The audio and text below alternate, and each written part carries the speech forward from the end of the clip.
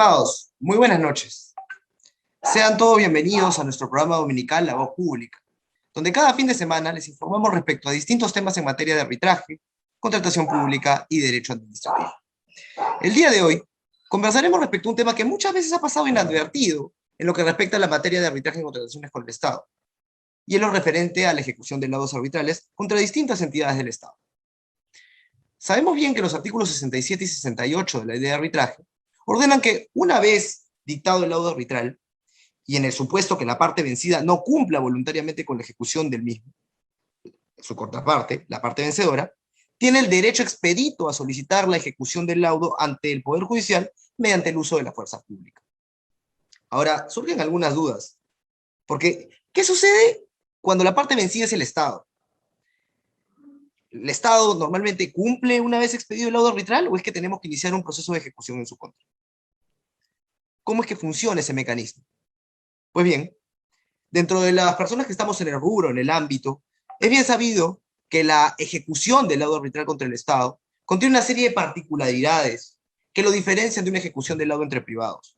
Por ejemplo, la programación del presupuesto de la entidad para el cumplimiento de sus obligaciones, las distintas estrategias de defensa usadas por las propias procuradurías durante el proceso de ejecución, e incluso el propio temor y hasta la reticencia del aparato judicial en materializar lo establecido en los laudos arbitrales. Para comentar el tema, el día de hoy contamos con la presencia de un destacado amigo, colega y profesional, el doctor Marcial Gutiérrez Lúcar, quien es abogado y máster por la Universidad de Lima, además de docente en la misma casa de estudios.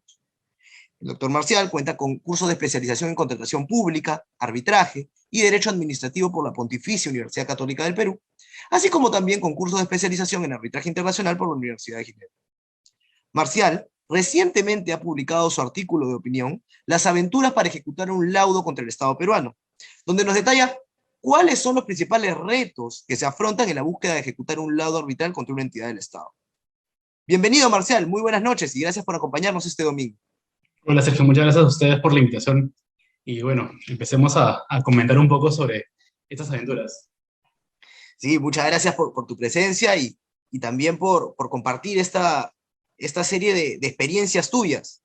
Partamos por la primera pregunta.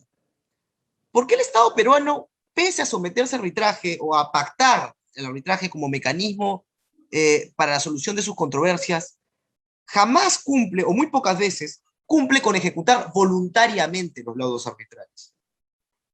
¿Por qué Ok, crees que es así? en realidad creo que ahí tenemos que darle un poco de contexto a la situación, y es que cualquier gasto público que provenga de una sentencia judicial o de un laudo tiene que ser un gasto programado. En este caso, se conforma un calendario para asunción de responsabilidades judiciales. Y yendo a ese punto, tenemos que referirnos al reglamento de la Ley 30137, que a partir del año 2020 establece como prerequisito, si queremos darle esa denominación, que para programar un pago de un laudo arbitral, pues es necesario que previamente se haya iniciado un proceso judicial de ejecución del laudo. Entonces, creo que por más que la entidad pública quisiese realizar el pago, pues para incorporarlo a su lista de gastos de cumplimiento de sentencias judiciales, no podría hacerlo, porque recién puede hacerlo cuando el privado que le ha ganado el arbitraje ha iniciado el proceso judicial. Entonces, ahí encontramos recién a partir del año 2020 ya una limitante para que exista esa voluntariedad de cumplimiento del laudo arbitral, cuando tenemos una obligación económica de por medio. Correcto. Claro, es que siempre lo que vemos en la práctica es que siempre tenemos que iniciar estos procesos de ejecución y claro, normalmente lo que se ha visto en los últimos años es que la conducta sistemática que viene mostrando, o sea, que se viene mostrando el Estado es no o sea, reticente a voluntariamente a aceptar esto, y ahora le han dado este ropaje jurídico con esta expedición de este decreto, ¿cierto? O sea, así es, porque el reglamento anterior, el 31037, no establecía este tipo de limitación. Entonces, el Estado, al llegarle a un requerimiento de pago que sea directo por el privado que ganó el arbitraje, pues estaba facultado automáticamente para programar el pago. O sea, hasta el año 2020, digamos que pues cada entidad tendrá sus motivos para no programar el pago y no cumplir voluntariamente con esa obligación. Porque claro, pueden haber obligaciones económicas que sean cuantiosas, que requieres un asiento contable o una programación a largo plazo, pero también hay obligaciones económicas que pueden ser consideradas diminutas. Claro, y que pueden estar dentro del Entonces, por presupuesto ejemplo, establecido por la entidad. o sea, claro, tú tienes un presupuesto anual y que ese presupuesto pues tienes tu listado de priorización. Si no tienes ningún tipo de obligación priorizable, pues cumples con las demás. Entonces, si tienes el fondo, ¿por qué no hacerlo? Correcto, claro. Ahora, te pregunto, voy a la siguiente pregunta. ¿Cuál es, dentro de la experiencia que tú has tenido, y en ocasión también del artículo, cuáles son las principales trabas o obstáculos que puedes encontrar al momento de buscar ejecutar un laudo arbitral contra una entidad del Estado? Es bien sabido que, claro, hay por ejemplo, está el derecho expedito de la oposición, de la entidad del Estado de poder, o de la Procuraduría de poder oponerse al mandato de ejecución del laudo, pero dentro de eso, ¿tú identificas que hay algunos inconvenientes o algunas trabas que se pueden perfeccionar o que se pueden revisar? O sea, revisar en términos de que se pueden poner sobre la Claro, mesa, claro. no creo que el Poder Judicial pueda entrar a variar el contenido del laudo. Me parece que creo que la primera traba que ya tenemos a partir del año 2020 es que existe un prerequisito de iniciar un proceso judicial para que cumpla con el pago de la obligación. Ahí para empezar. Después de eso, pues, recordemos que para una oposición a un mandato de ejecución, bueno, a una ejecución judicial, pues son supuestos taxativos. Uno de ellos es el cumplimiento del pago. Obviamente no lo puedes plantear porque simple y llanamente no cumpliste, porque no puedes cumplir porque no estás iniciando el proceso judicial. Pero de ahí viene el tema de la determinabilidad o no de la deuda. Creo que en algún momento lo conversamos, y es que, claro, compartiendo experiencias, y es que se suele discutir si es que la deuda es líquida o no líquida, o si es que la deuda tal cual ha sido reconocida por el tribunal arbitral contiene o no los requisitos o los elementos para determinar a cuánto asciende la deuda. Claro, es cierto, sobre todo el tema de la determinación de la suma líquida líquida y liquidable, ¿no? Ese argumento causa Exacto. muchas claro, O sea, que claro, termina no, siendo en realidad no es como que echar tierra, pero bueno, parte de la defensa que pueden ser planteadas y que existen argumentos para hacerlo. Y ahí pues tenemos que tratar de ser lo más prolijos posibles y no solamente los árbitros cuando tengan que redactar un laudo, sino también pues quienes ejercen la defensa de la contraparte del Estado.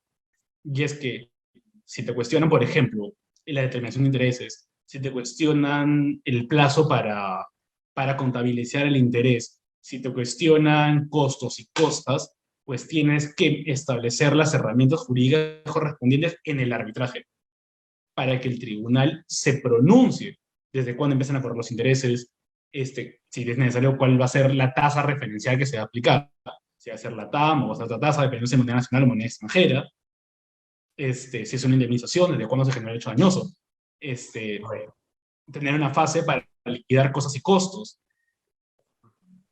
O sea, son varias cosas, no solamente pues, lanzar un laudo que te diga, y como pretensión accesoria se reconoce el pago de intereses legales, cosas y cosas arbitrarias. Pues, ¿qué es eso? claro, la idea. O sea digamos, no es que es eso, porque creo que todos entendemos qué significa eso, pero me refiero a si ya sabemos cuál es el problema que puede haber a futuro, ¿por qué no preverlo? ¿Y por qué no establecer un pronunciamiento más específico al momento del laudo? A partir de las solicitudes contra el laudo, ¿no? Tal vez integrar, tal vez para es que lo que pasa es que ahí tenemos que ir un paso, retroceder un poquito más, y es que, o ir al pedido, a las pretensiones, a lo que...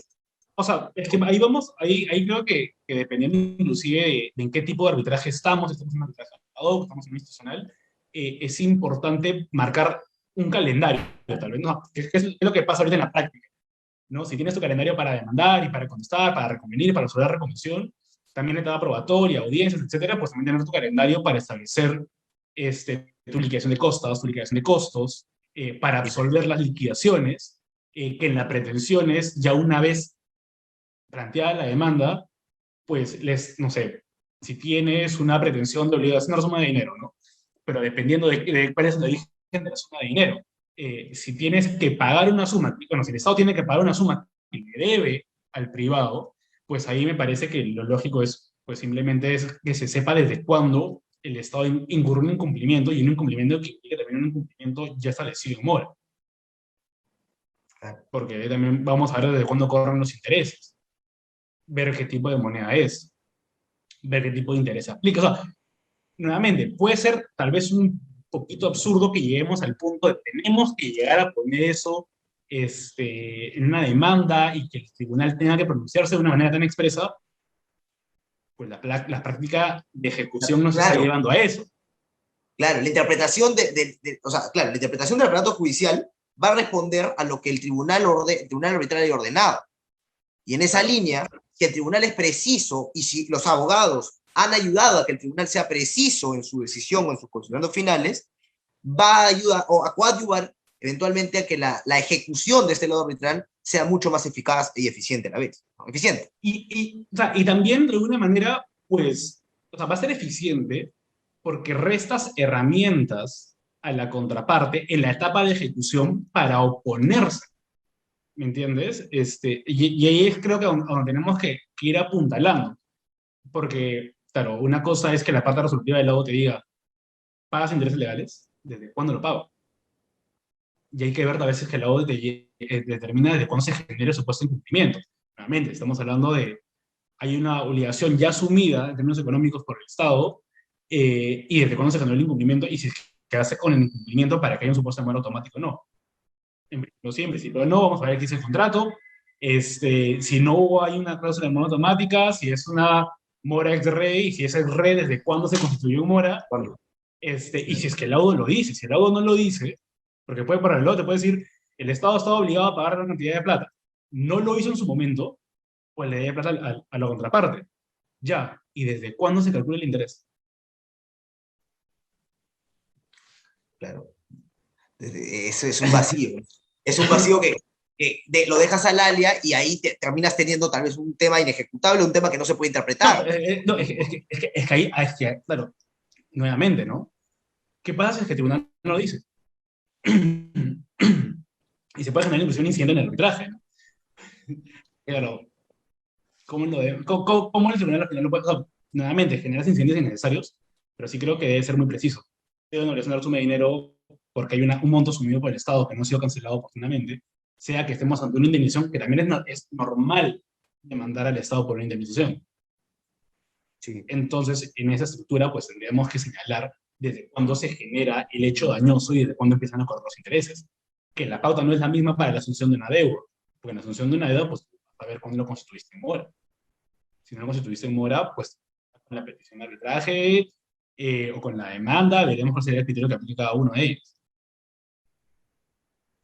Ahora, una pregunta dentro de estas trabas. ¿Considerarías que el procedimiento establecido en la 27584, que va un poco de la mano con la pregunta que te acabo de hacer, implica también esta dilación una traba? O sea, que tengas que hacerte esperar, por ejemplo, como dice el artículo 46.1 de la 27584, que tengas que esperar 6 meses desde expedido el mandato de ejecución judicial para que tú puedas recién ordenar una ejecución forzada. ¿Podría considerarse que ese espectro, ese periodo de tiempo es una traba o no? No sé si traba legal o una herramienta que aprovechas para ganar tiempito. Porque, claro, lo que dice 46.4, tú tienes un procedimiento para programar tus pagos, Correcto. que provengan de obligaciones judiciales y que también puedes equiparar a obligaciones provenientes de un lado. Y es que pues, o sea, se comunica la deuda, una vez comunicada la deuda, se tiene que programar la deuda, una vez que se tiene que programar la deuda, se tiene que verificar si es que la autoridad estatal tiene los fondos para poder asumir el pago íntegro de la deuda. Si no lo puede asumir en ese año, pues cómo lo va a programar, etcétera, etcétera, etcétera. Y ahí es cuando vamos al 43.4, que establece la posibilidad de iniciar un proceso de ejecución forzada si transcurridos 6 meses desde que hay un mandato de pago. Ojo, tiene que haber mandato de pago. Entonces, ahí vamos a una diferencia. Tienes, claro, el procedimiento arbitral no te genera mandato de pago No, como exigibilidad, ¿ok? Porque no hay corrección. Entonces, tienes que irte a la ejecución. Dentro de la etapa de ejecución, tienes que esperar a que se resuelva el incidente de la oposición. primera, segunda instancia, ¿ok? Y recién cuando digamos, se prueba la oposición, ahí va a haber un mandato firme de pago. Entonces, digamos, una oposición te la pueden resolver en un año y medio, dos. Claro. Buenamente, ¿no? Porque de hecho tenemos que ver los calendarios de los órganos jurisdiccionales y cuántos días le deciden o no a los expedientes de ejecución. Más aún en pandemia, ¿no? Que es un poco más complicado. Claro, lo bueno es que los expedientes ahorita ya, bueno, ya las Son demandas son virtuales, sean digitalizadas, no tienen que ser escanitas. digitalizados. Pero eso es un tema más operativo, ¿no? Pero, claro, ahí empiezan a correr los 6 meses con los cuales cuenta el Estado para programar la deuda.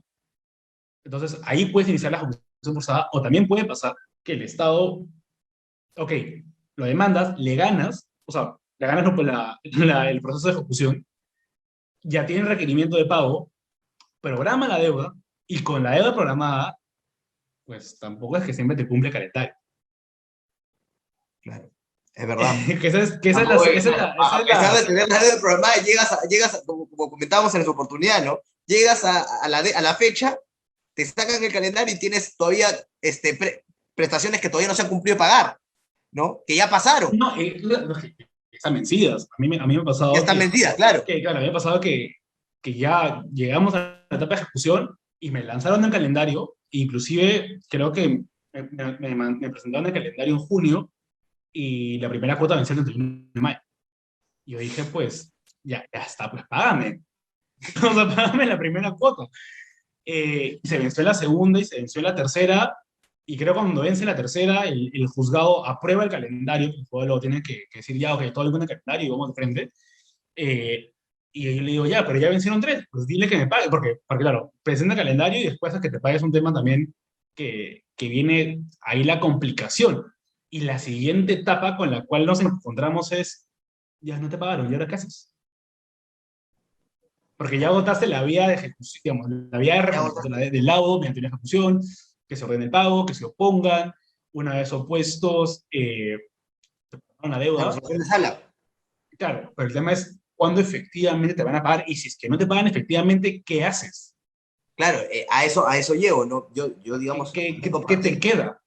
compartiendo ahí la experiencia también propia, que también lo hemos comentado, hay casos en los cuales tú llegas ya a la resolución de sala que confirma un poco que ya no hay más, que tienes el derecho a cobro, Claro.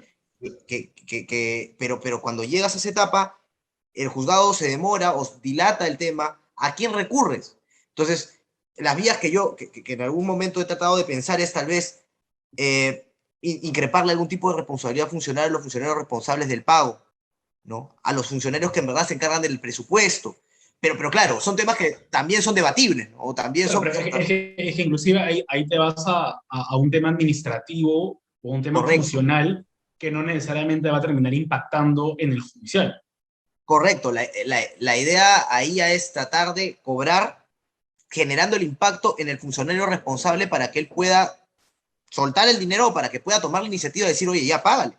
Pero la verdad, el problema es que no hay una vía, o sea, posterior para poder reclamar cuando tienes esa creencia. No existe. No está prevista porque ya se supone que con eso tienes el reconocimiento expreso, ¿no? Lo que pasa es que ni siquiera tienen que reconocerte nada porque ya te lo reconoció el lado. Porque ya te lo reconoció el laudo, claro, pero ahora ya, digamos, Ya esta validación proceso de final. ejecución. Claro, o sea, en realidad no tiene que haber un reconocimiento de la entidad en estricto. Correcto. Pues no sería un reconocimiento en realidad, sino sería más que Claro, no nada sería un una programación de la reconocimiento, deuda. una programación. Pero, ahí el tema, y justo creo que lo que no se termina o lo que no prevé el 46.4 de la ley del contencioso, es cómo inicias una ejecución forzada contra el Estado. Porque claro, Claro, un privado pues depende, tienes todas tus cautelares ahí a disposición, trabarás un embargo en cuentas, una anotación en registros públicos, le dejes, digamos, te vas en una administración, tienes todas las herramientas más bonitas del mundo de derecho procesal para poder obligar a que un privado te pague. Pero al Estado, ¿cómo llegas a ese punto? O sea, ahí claro, tenemos un punto de complejidad. Digamos, los bienes del Estado son bienes públicos o tienen una finalidad pública, no son inembargables principalmente. De ahí, bueno, pues nos quedan las cuentas bancarias. Las cuentas bancarias van a tener finalidad pública, una finalidad probablemente privada, que es una cuenta de ahorros, ¿cuál cuenta tocas? Porque así como el funcionario público tiene responsabilidad funcional, pues el juez también va a tener responsabilidad al momento de embargar una cuenta. Entonces, imagínate que el juez, que es un juez, o sea, en el Poder Judicial, que va con toda la artillería, me dice, ya, embargamos todas las cuentas, y se embarga la cuenta de remuneraciones de una entidad pública. Y se le Claro, pagas a nadie la planilla, o sea, nadie. a nadie. O sea, el juez va a caer, o sea, lo van a demandar probablemente. Claro, probablemente, O sea, y no solamente, o sea, lo civilmente, van a le van a hacer una demandar denuncia simplemente penal, lo van a administrativa por el tema, destituir, claro, todo va, cosas. y, Entonces, ¿cómo vas? claro, ahí justamente quería acotar dos temas, ¿no? Primero, vamos a incidir en las conductas tanto de dos sujetos importantes en este proceso de ejecución. La primera pregunta va referida a esa conducta que tienen las procuradurías públicas en el proceso de ejecución. Ajá. Dentro de la experiencia, yo he podido apreciar que han habido casos en los que las procuradurías meten escritos muy parecidos, si es que no idénticos, en procesos que son distintos. Lo cual Ok. demuestra una intención, una conducta que tal vez podría decir, yo, en mi opinión, considero que es sistemática de querer llegar a esta dilación de los procesos. Entonces, yo te pregunto a ti, te traslado esa duda que tengo.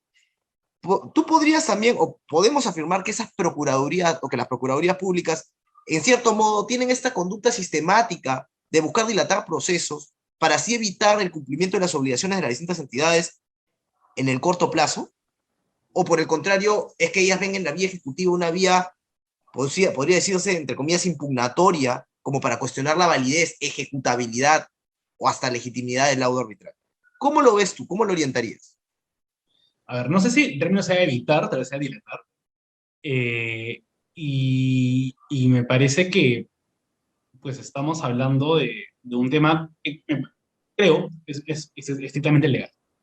Entonces, me parece que mientras haya un rango o un marco de error generado, no digamos por el laudo, porque el tribunal es un tribunal malo, sino tal vez porque inclusive las pretensiones no fueron lo suficientemente precisas para subsanar o para evitar todo ese tipo de defensas que tú consideras como reiterativas, pues quien ve una oportunidad la va a tomar. Entonces, tal vez la Procuraduría, las Procuradurías Públicas, por N motivos, sumisiones, retrásame el pago porque tenemos que retrasarlo.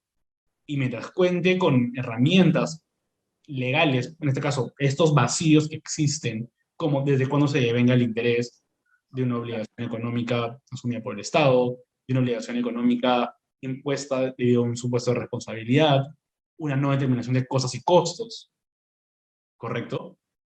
Pues en esa oportunidad, bueno, en esa situación en realidad creo que el Procurador Público va a haber una oportunidad. Y si no es una oportunidad para cuestionarlo, ahí la pregunta sería ¿por qué no tomarla?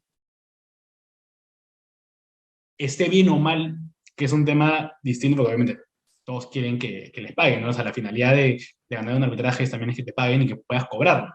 La eficiencia del arbitraje está vinculado a eso, pero es parte del trabajo que tienen que hacer.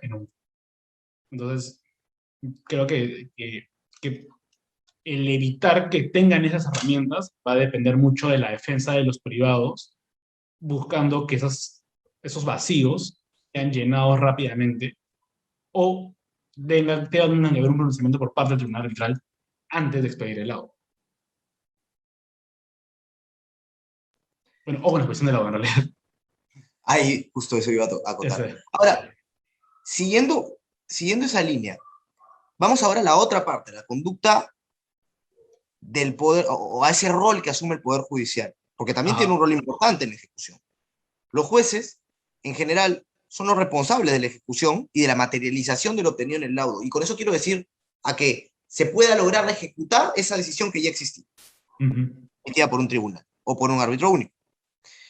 Sin embargo, en la actualidad, considerando varios casos mediáticos que han habido, cito uno, por ejemplo, el caso Odebrecht, el hecho de que se reconozca estas sumas derivadas en los laudos arbitrales, algunos contratistas, cuando el Estado ha sido cuando el Estado ha sido parte en estos arbitrajes, ¿no? Ajá.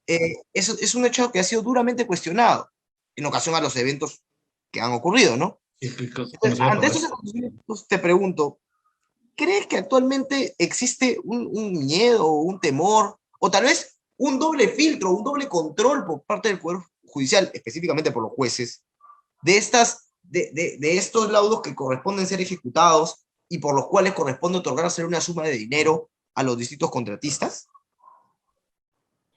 Yo siempre he pensado, y creo que lo he visto en algunos casos, depende mucho de en qué corte nos encontremos, porque creo que no todas las cortes tienen esa familiaridad de estar cerca a un proceso de ejecución del laudo. Creo que vale decir, ¿no? Si hay un arbitraje en Lima y la ejecución es contra un órgano cuya residencia está en Lima, pues tenemos los jueces comerciales, un nivel de especialización mayor y acercamiento con ese tipo de pronunciamientos. Entonces va a haber menos temor respecto a qué implica todo esto, ¿no? ¿Qué implica ejecutar un laudo contra el Estado? Si vamos a una corte donde un arbitraje se da una vez cada 20 años, o sea, Ahí, ahí es cuando, uy, llegó esto, ¿qué hago, no? ¿A quién le rezo? Entonces nos encontramos con, o sea, primero es un tema de con cuánta cercanía estos magistrados vayan a conocer o con cuánta periodicidad conocen procesos judiciales de ejecución del laudo. Ahí vamos con un punto. Creo que ahí también es un tema de cuánto temor le pueden tener a lo nuevo, porque a veces lo nuevo también implica temores. Y ya vamos a lo siguiente, ¿no? Que es el tema de qué pasa si es que me meto a ordenar un pago de millones de soles o de millones de dólares respecto de un caso que puede resultar mediático a corto o mediano plazo. claro, justo eso, ¿no?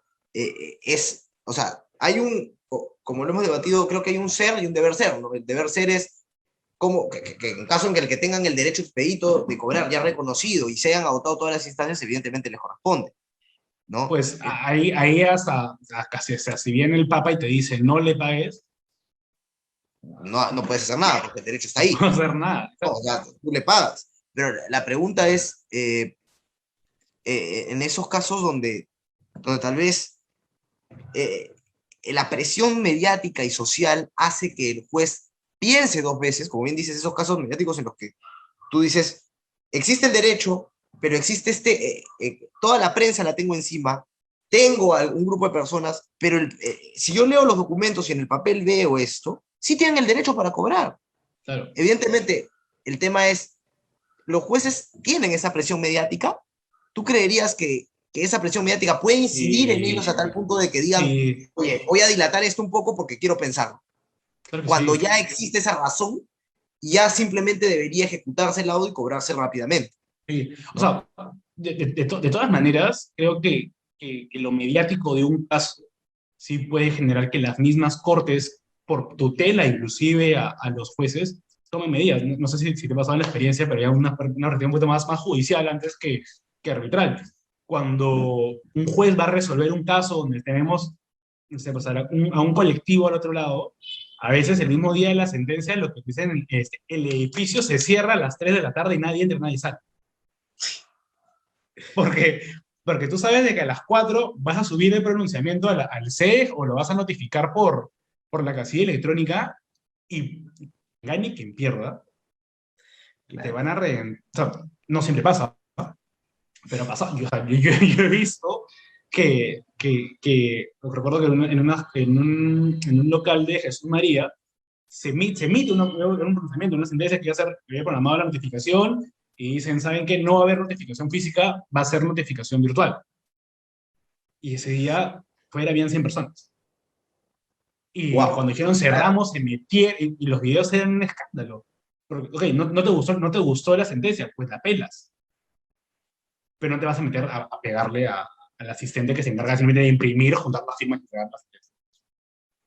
¿Me entiendes? Entonces, creo que lo mediático de un pronunciamiento siempre va a generar un poquito uy, no lo veo. No, o sea, creo que legalmente, creo que justo tu pregunta ahora, tu pregunta estaba vinculada con el tema de cómo lo puede revisar, ¿no? Si lo puede revisar de nuevo el juez o no. Pero el juez lo va a revisar. Me refiero a que va a revisar el laudo, va a ver quién firmó, quién fue el tribunal. Pero de ahí a que el juez diga, no le voy a pagar, no voy a ordenar No, que le pues. paguen, otra vez cobra y no ordeno que se endose, ¿no? También puede pasar. De hecho pasa. Eso pasa, de que Claro, cobro o demoro el endose o demoro la entrega del certificado. Entonces, ese tipo de actos, claro, demuestran que tal vez existe una cierta reticencia, pero para analizar el tema, para poder ver cuándo se entrega, cuál es el momento idóneo para no estar en el ojo de la tormenta. es que es un, claro, exacto. O sea, Más aún cuando es plata del Estado, ¿ah? Porque no, el tema claro, de porque eso es muy, o sea, ese tema es muy contextual, ¿no? Si surge un tema, un escándalo mediático, los jueces en ese momento, en ese contexto, puede que, y yo creo que podría pasar así, puede que sean más reticentes o reacios o a revisar, a entregar consignaciones y a la par a revisar sus procesos de ejecución. creo que el primer punto, inclusive, y justo tú lo dices, es revisar el caso. En términos de que, o sea, te puede llegar la demanda, revisa las firmas, uy, carga procesal. Lo pones a un Claro, costadito y empiezas a despachar pues lo que se puede, lo que se descarga más rápido, ¿no? Y lo dejas ahí dormir. Ya en algún punto, pues, no puedes dejarlo dormir todo el tiempo. estamos por dormir, claro. Exacto. Máxime cuando son procesos de ejecución que deberían ser, deberían Deberían ser ser procesos expeditos. Claro, porque expeditos, ahí claro. puedes darle unos meses entre que calificas la demanda, ya la notificas, se oponen, una vez que se opongan, uy, ya tengo que revisar la oposición y le das un poquito más de tiempo, va pasando, va pasando, va pasando, va pasando, sacas una resolución, le impugnan, tralala. O sea, ahí sí hay un poquito de tiempo. Y ya otra cosa, y es lo que tú señalas, es qué ocurre cuando ya se efectúa de alguna manera el pago. Ok, Correcto. pagaron, o digamos, programaron el pago, empiezan a hacer abonos, ok, algunos abonos, y esos abonos no son consignados. También, sí me ha pasado. Ok, entonces, pero y ahí, claro, ahí me parece que el juez inclusive puede ser un caso mediático, pero ¿qué pasa si es que ese laudo no se ha impugnado? Ese laudo no se dio anulación, sea por el Estado, sea por el privado, ese laudo no ha pasado por un amparo. ¿Cuál sería el argumento por el cual un juez, o sea, un argumento legal, a eso voy, independientemente del mediático, que puede generar una suerte de temor social, pero legalmente para no entregar ese dinero? Que en principio no hay motivo, Exacto, no existe. no existe. El tema sería cambiar, ahí pongo un poco mi opinión, ¿no? Creo que ahí el tema sería cambiar un poco el chip para que la mentalidad y la voluntad de poder lograr una ejecución eficiente y célere, ¿no? Sea tanto el judicial como el funcionario y también de los abogados, ¿no? Que los abogados prevean un poco las situaciones que pueden pasar para lograr tener un laudo arbitral que sea preciso, correcto y sea eficiente, como lo dijimos al inicio, y que el Poder Judicial sea también, o pierda ese temor, ¿no? Pierda ese temor al eventual control que puedan tener de parte Claro, de por organismos ejemplo, que un busquen. mecanismo que a mí me parece eficiente, que se ha ido implementando poco a poco, pero digamos, tú le puedes pagar, depende de cómo al final el juez sea tan flexible, tú puedes pagar a tener una cuenta bancaria del privado. ¿Qué no va a pasar? Porque el Estado hace consignaciones y luego lo entrega al Poder Judicial. Pero ahora tiene las consignaciones virtuales. Entonces, en las consignaciones virtuales, ya el juez no tiene esta necesidad de endosar la consignación. Ya no es como que tu cheque de consignación, sino es un recibo. Y con el Ah, código correcto, del recibo, simplemente vas al banco, tengo ese código y te dan la plata. Te transfieren correcto. a tu Ahora, cuenta y ya está. Entonces, ahí dejo, ahí ya el juez ya no tiene esta del, pucha, tengo que ordenarle la consignación. Porque primero tiene que ordenarte y programar fecha para que te entregue. correcto. Ahora, hay que ser muy puntuales en eso de las consignaciones judiciales. Justamente hace 2 o 3 semanas a mí me ha ocurrido el tema de que yo justo fuimos a realizar el cobro de una consignación, o bueno, se envió a alguien para que se haga el cobro, y el banco fue muy expreso en el tema de que la persona que realizaba el cobro tenía que tener facultades para realizar retiros Claro. de las consignaciones en el Banco de la Nación. Es un tema que muchas veces lo pasan por desapercibido, que yo he visto que ha pasado por desapercibido en otros casos cuando he comentado, porque busqué un poco de apoyo porque era la primera conciliación electrónica que hacía, y me dijeron que sí, hay que ser muy precisos al momento de detallar esa facultad de cobro de consignaciones en el Banco de la Nación. Porque claro, y lo cierto es que ha sido una evolución en el sistema de cobros de consignaciones judiciales, porque antes era un problema, ¿no? O sea, tenías que ir al juzgado y muchas veces tenías el problema de que el juez firmaba y la firma no se parecía a la que tenía el Banco de la Nación en su sistema, tenías que volver al juzgado para que te vuelvan a firmar. Para que te hagas firmar. Sí. Y ojo, o sea, y hay un dato, ese es un dato curioso. Claro, efectivamente, usualmente cuando se demanda el Estado, te estás cobrando sumas relevantes, Altas.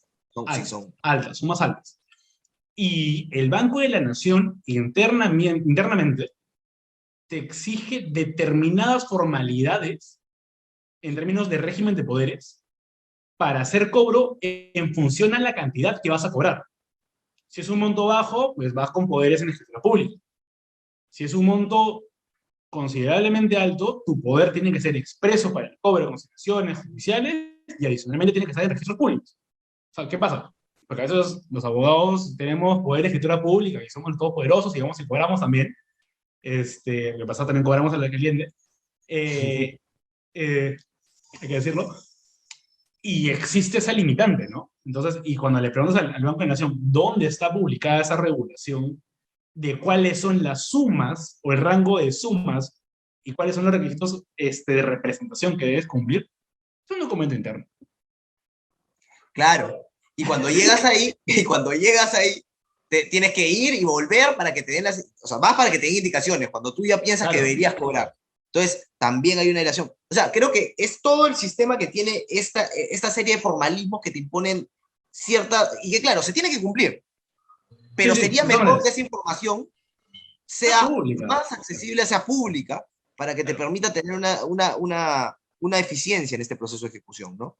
Ahora, vamos a la última pregunta, que creo que, bueno, la penúltima pregunta, que va relacionada al tema que tú mencionaste en tu artículo y que lo has mencionado al inicio de esta entrevista. Refería a la ejecución forzada de bienes de dominio público y privado, ¿no? En estos casos, los jueces son los que, no son los que determinan qué bienes son factibles de esta ejecución forzada, sino por el contrario, ¿no? Encargan a peritos judiciales la determinación de qué es embargable, qué no, qué es de bien de dominio público, qué es de dominio privado. Lamentablemente, en muchos casos, los peritos judiciales no se logran dar abasto, o demoran en el cumplimiento del encargo, o a veces ni siquiera se aparecen cuando se les requiere para que hagan la pericia, ¿no? Y esto termina generando una mayor dilación en el proceso de ejecución, que en teoría debería ser corto. Entonces, dentro de la experiencia que tienes, ¿crees que este procedimiento debería modificarse de alguna manera? O sea, hacerlo más eficiente, piensas de acelerar esta ejecución forzada, porque claro, ya en el año 97, o en el año 97, si no me equivoco, hubo un pronunciamiento del TC que decía cómo era que se establecía el procedimiento de los bienes de dominio público y privado. Sin embargo, cuando lo tratamos de trasladar a la fecha, ese papel queda en letra muerta. Y la normativa no es clara. No existe un procedimiento específico, detallado, de cómo se debe proceder en los bienes de dominio público y privado. Entonces, ¿tú tendrías alguna propuesta, una modificación a la identificación de estos bienes de dominio público y privado de las entidades del Estado? Ahí creo que inclusive otra pregunta que yo haría a tu pregunta es, ¿por qué los peritos? O sea, por ejemplo, si tienes un perito contable y sin ánimos de restarle, digamos, capacidad a un contador. El contador, pues, es asignado para un tema, tal vez un cálculo numérico, ¿no? Que es un cálculo de intereses, probablemente. Pero para definir qué es una cuenta bancaria de dominio público, ¿cómo lo vas a hacer? Correcto. Claro. O sea, ¿qué herramientas tiene para determinar qué es una cuenta y cuál no? Y ahí, por ejemplo, nuevamente, vamos a la defensa legal dentro del proceso de ejecución, en términos de si es que llegas a un punto en el cual, digamos, ya hay mandato expreso de pago, no pagan, pasan 6 meses, o ya hay un calendario aprobado, y no pagan después de 6 meses, pues empecemos a ver ya cómo determinamos cuál es una cuenta en realidad bancaria de libre acceso. Pero eso en términos de que no tenga una finalidad pública que pueda ser embargada. Entonces, ahí vamos a ver quién nos puede informar sobre eso. La SBS tal vez lo podría hacer. Pero ¿cómo lo va a tener que hacer? A través del juez. ¿Y cómo logro que el juez se pronuncie? Pues yo le pido, como abogado de la parte interesada, que se curse un oficio a la SBS respecto de las cuentas bancarias que pueda tener la SBS. Si es que hay una suerte de determinación de la finalidad económica, también pues que nos diga si se cuenta con esa información. Y si no cuenta con esa información, pues trasladarle requerimiento a la entidad estatal. ¿Cumplirá o no cumplirá? Es un tema aparte, ¿no? Ya ahí el juez tendrá pues que poner las sanciones administrativas correspondientes. Ahora, la pregunta es, en el caso no cumpla, o en el caso lo diga, o diga que ninguna es bien de dominio privado, ¿podría el juez hacer esa interpretación y determinar cuáles son de dominio público y cuáles son de dominio privado? Nuevamente, justo lo que hablamos al inicio, ¿no? El juez va a tener o sea, necesitamos un juez realmente duro. Claro, porque en estos casos, o O sea, sea, bueno, lo que hay duro, que... duro en términos de alguien realmente valiente para que Claro, porque, asuma ese riesgo, porque hay un riesgo de por medio. claro, porque al final, digamos, este, quien va a tener que, quien debería, al menos a mi parecer, ¿no? Quien debería determinar eso de manera directa es el juez, haciendo una interpretación de qué es dominio público y qué es dominio privado. Ahora, eso en el supuesto de que la SBS no coadyuve tampoco, ¿no? Sí, porque la SBS puede No, pero ayudar. la SBS es una de las entidades, o sea, la SBS es una de las entidades más responsables que yo conocí en la vida. Así hay un mandato judicial que le dice y me informa sobre las cuentas bancarias, y creo que lo hemos hecho también en un momento en cautelares, tal vez tú también has tenido la misma experiencia, ¿no? Que pides que se oficie la SBS para que te diga sobre qué cuentas tiene una entidad o qué cuentas tiene una persona jurídica privada, lo va a hacer. No tiene ningún problema, lo va a hacer. ¿Me entiendes? Pero ahí el problema va a estar en si realmente esa información es suficiente para determinar la finalidad pública o no de ese bien. Y si eso no es embargable.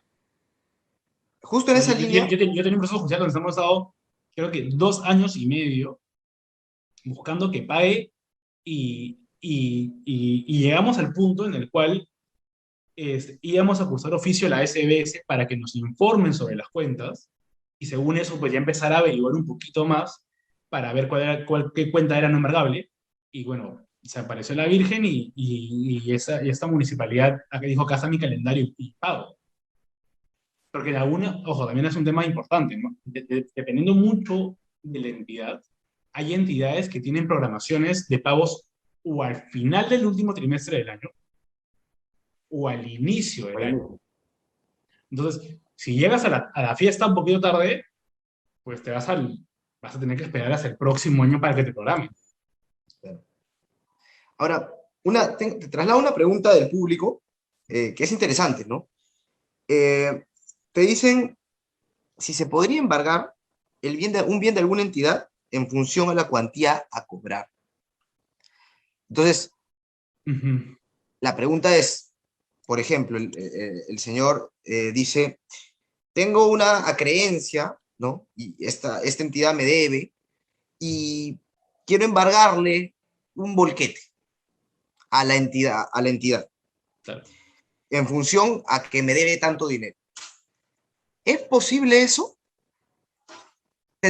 Básicamente, yo entiendo que lo que debería hacerse es la determinación de si es un bien de dominio público o privado, previo a eso, O la finalidad o público-privada. la finalidad, claro. Y luego de eso, ¿no?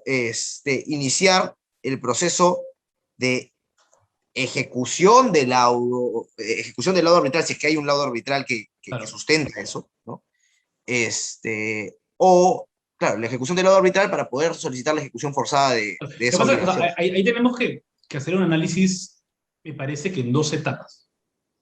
La primera de ellas, ahí tú también recordarás esta parte conceptual, y es que cuando tú estás en una etapa de ejecución forzada y tú quieres la realización de un bien, ok, que al final se va a manifestar en el tema de liquidez, tienes que evaluar como magistrado o como ente judicial si es que la medida forzada que te están pidiendo es la más idónea. Es como una cautelar, la lógica de la cautelar, Claro, ¿no? Si es sí, idóneo llegar a, o sea, si tomar ese bien para poder cobrar. Entonces, tu primer filtro es, ¿cuál es la mejor manera de generar o de obtener liquidez? Pues, cuentas bancarias. claro, o sea, lo primero va a ser las cuentas bancarias, porque claro, hay una Porque es lo más prelación, idóneo, o sea, porque es porque al lo más final, líquido. o sea, lo que pasa es que, claro, cuando hablamos de idoneidad, nos referimos a lo menos perjudicial para la persona que va a percibir la medida. Para la persona, en este caso, para el Estado, la persona jurídica. Y en ese marco, ok, tenemos un bolquete, tenemos cuentas, ¿listo? Una vez embargado el bolquete, de por sí el bolquete ya no es realizable.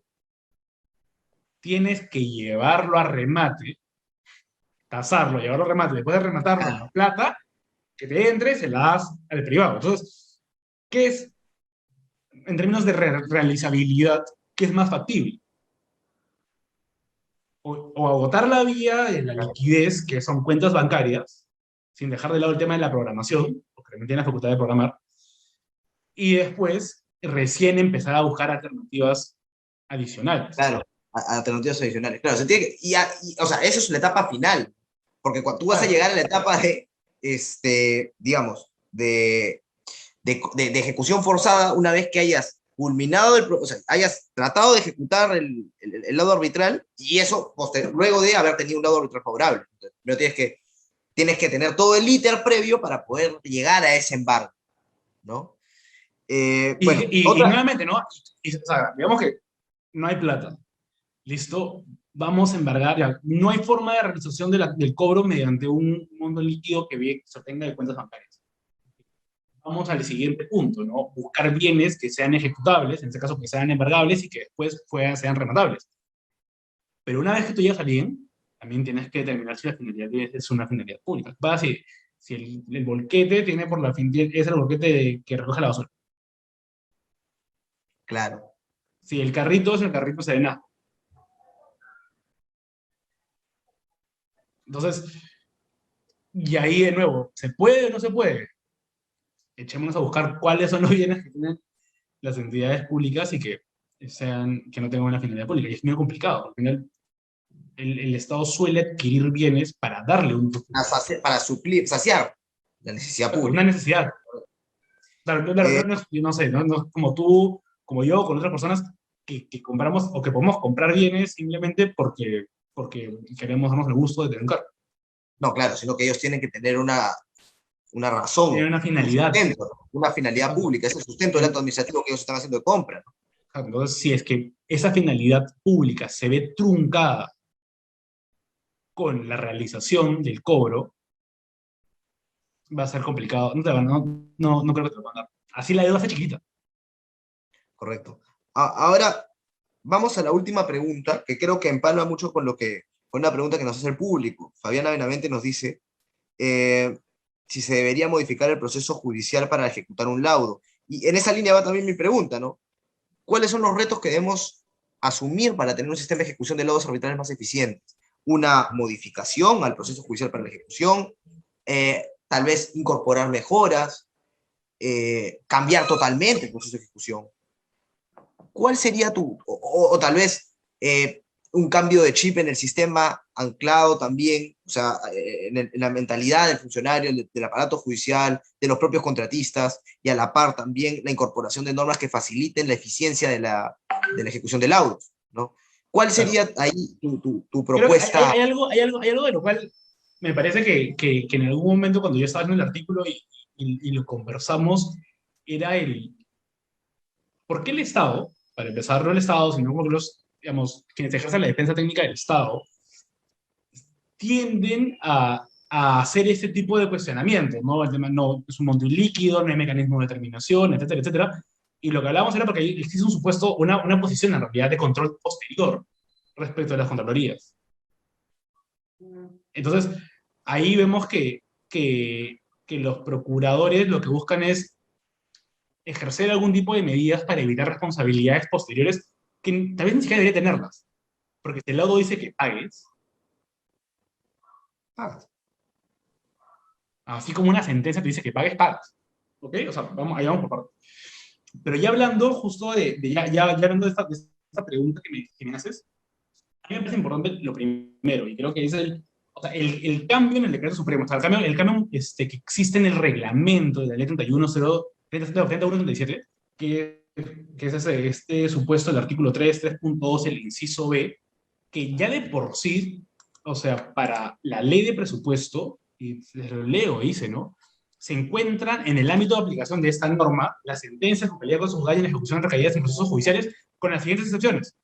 O sea, ahí luego te dice, ¿no? Que tienen que se aplican a las obligaciones generadas por los autoridades que se encuentran en proceso de ejecución de la autoridad judicial competente. Entonces, ahí lo que vemos es que digamos, tienes que iniciar un proceso de ejecución. Entonces, ahí tal vez lo que podríamos cambiar un poquito es el hecho de que si tienes o no tienes que irte a ejecución para recién iniciar la programación del pago.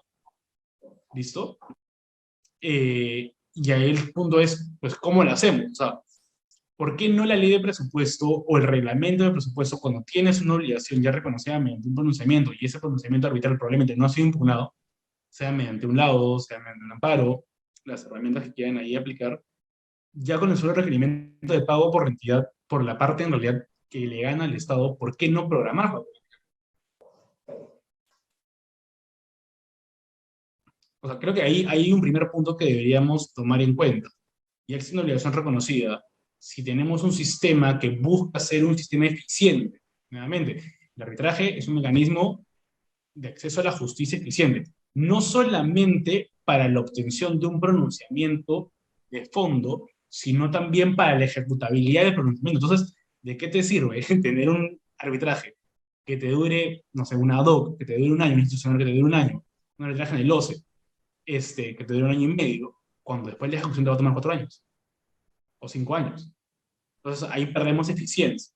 Ahora, creo que un tema también que habíamos hablado era que eso lo que podría generar es de que se empiecen a crear incentivos perversos para que las entidades inicien procesos de De anulación, anulación. Claro. ¿no? Entonces, a ver, si tenemos un sistema de control, nuevamente, dependiendo en qué tipo de arbitraje estemos, ¿no? En los cuales el Estado tiene cualidades o características paritarias en algún tipo de relaciones como el EPP, por ejemplo, ¿no? Con el privado, o en contratación pública, en la cual el Estado le establece algún tipo de obligaciones adicionales al privado para anular un laudo, pues si queremos evitar el incentivo perverso de anulación, pues ¿por qué no también establecer esas cargas económicas para anular un laudo si eres privado, también imputárselas al Estado? No sé si me sigue. O sea, Sí. si es que el Estado quiere esa anulación, pues está bien, que vaya a anulación. Pero así como en algún momento le pide al privado que otorgue una carta fianza de 1.5 por o sea, 50% Por del ciento del valor, monto contrato. Claro. del modo total que se le dé al Estado, y si es que no, se queda ahí una suerte de penalidad establecida o subsumida dentro de esta carta fianza y que se va a ejecutar de manera automática cuando se pierda, aparte del monto que el Estado le va a cobrar al privado, pues hagamos lo mismo, ¿no? O sea, hagamos la misma mecánica de darle también este incentivo y desincentivo al Estado. Ok, si tienes un laudo que no ha sido impugnado, pues prográmalo, no tienes por qué no hacerlo. Y para desincentivar de que se vaya en anulación, pues establecer el Estado también la obligación de garantizar el cobro de esa deuda. Claro. ¿Ok? Entonces, y si es que, y al igual que inclusive, ¿no? Si es que se va en una anulación, pues tener la posibilidad de que esa fianza sea el mecanismo que se emplee para el pago de la deuda, aunque sea de capital.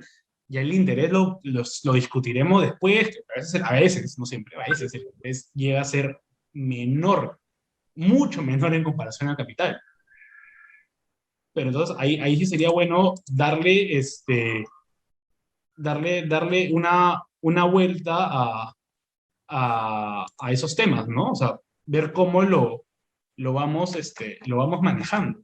Porque sí me parece importante que al Estado también le pongamos algún tipo no digamos que de traba, pero no hay que ser objetivos. Me parece que no hay un sistema de paridad en términos de arbitraje estatal. Un poco nervioso. Correcto, correcto, doctor. Entonces, bueno, creo que ya hemos pasado con el tiempo. Ha sido una entrevista larga, pero muy, muy buena, la verdad. Eh, Una vez a ti. porque hemos tenido preguntas del público y de hecho tenemos participación activa. Así que, bueno, en primer lugar te agradezco, Marcial, por haber estado con nosotros el día de hoy y por haber compartido tu experiencia. Te agradezco por el tiempo, más aún considerando que es un domingo en la noche, ¿no? También quiero agradecerle a cada uno de nuestros seguidores que nos han acompañado como todos los domingos en el presente programa, participando activamente con preguntas y esperamos haber absuelto sus dudas. Asimismo, tenemos el agrado de invitarnos al primer curso de arbitraje en contratación pública, cuya tercera sesión se inicia este miércoles 9 de febrero de 6 a 8. Esta cátedra estará a cargo de los doctores Gerson del Castillo y José Segarra Pinto, quienes abordarán la autonomía del arbitraje. Los que se inscribieron deberán acceder con el mismo enlace a la plataforma Zoom donde se registrará su asistencia. La transmisión en vivo también será por nuestro fanpage www.facebook.com/caearbitraje. Bueno, los esperamos. Y Marcial, nuevamente agradecerte por tu presencia. Gracias Esperamos a ti. contar contigo también próximamente en alguno de los cursos que estamos dictando. Y nuevamente, sabes que las puertas en el CAE están abiertas para ti. Muchas gracias por acompañarnos. Cuídense todos. Cuídense. Muchas gracias y buenas noches para todos.